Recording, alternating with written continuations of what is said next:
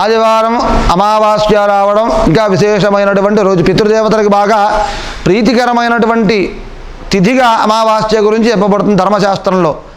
అటువంటి రోజున ఎవరైతే పితృదేవతల యొక్క అనుగ్రహం కోరి వాళ్ళని తరింపజేయడం కోసం, మనం తరించడం కోసం తర్పణములు వదిలి స్వయంపాక దానం ఇస్తారో వాళ్ళకి విశేషమైనటువంటి ఫలితాన్ని ఆ పితృదేవతలు అనుగ్రహిస్తారు. కాబట్టి ఆ రోజున మన దేవాలయంలో ఉదయం 8 గంటల నుండి కూడా సామూహిక పితృతర్పణ కార్యక్రమం మరియు స్వయంపాక దానములు తీసుకోవడం జరుగుతుంది. ఈ పితృపక్షాలలో ఎవరైతే తర్పణాలు వదలకుండా పితృ సంకల్పం లేకుండా ఇచ్చేటటువంటి స్వయంభాగములకు కానీ దానములకు కానీ ఎటువంటి ఫలితములు ఉండవు. చేసేటటువంటి ధర్మశాస్త్రాన్ని అనుసరించే చేయాలి. కాబట్టి ఈ యొక్క అమావాస్య రోజున మన దేవాలయంలో సామూహికంగా పితృతర్పణములు ఇత్యాది దాన కార్యక్రమాలు జరుగుతున్నాయి.